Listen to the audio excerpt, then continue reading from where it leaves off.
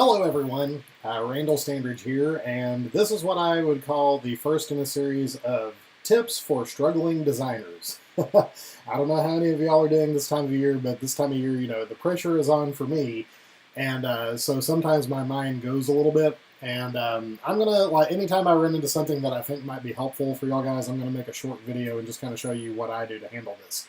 As always, if you've seen any of my other videos, there are lots of ways to do things in Pyware. So this is one way. It is not necessarily the way. And if you find a better way, please use that and feel free to share it, because we're all in this together. Anyway, the subject I'm going to tackle today, it's a little bit embarrassing for me, but I actually do this more often than I'd care to admit. And so I imagine that if I do this, there's probably other people that do this thing as well. So if you can see here on the count track, I've created a move at this point. And what I really meant to do was put that move at this point.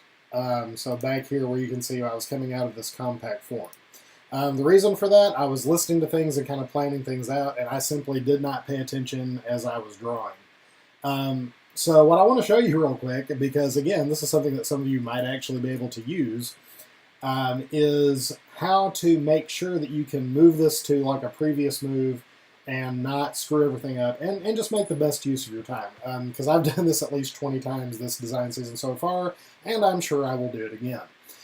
So anyway, if you ever find yourself in this situation, what you have to keep in mind is that Pyware is really not a drawing tool. I mean, it is. It has a lot of drawing tools. But what it really is an animation command tool. Like it's an animation command program.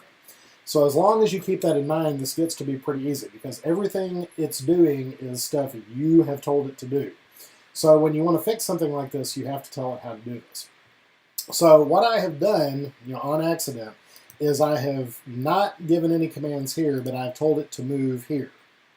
So what I'm going to do to solve this is I'm going to, first of all, I'm going to select everything on this page, and I'm going to use the push command, and I'm just going to accept that because what I'm doing is telling it to lock that in from here to here because I want to be able to keep this form.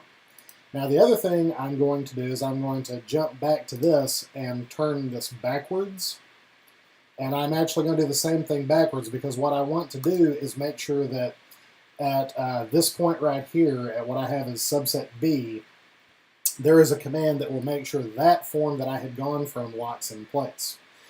So then, after that, it's very simple. We just go back to this, still keeping it backwards. I'm going to delete that form, delete the transition, which will take it to the form I had drawn going that way. Then I'm here, and what I need to do then is select everything and just use the push command, and it will tell it to change that transition. So now it's telling it to go from that spot to that spot during these counts. And when I do this, it should animate just fine. Now, obviously, if you have anything that's like a curved path, you'll need to go in and adjust that. But that, that really doesn't take a lot of time. And generally speaking, most of your performers are going to know to go around people. I don't understand directors that are like, oh, well, they're running into each other. It's like, well, tell them don't. How about that? But anyway, so, I do have a couple things in here that I'll curve a little bit. But anyway, that's just how I handle when I do that situation or when I accidentally do this. And so I thought this might be a helpful tip for some of you out there in design land right now.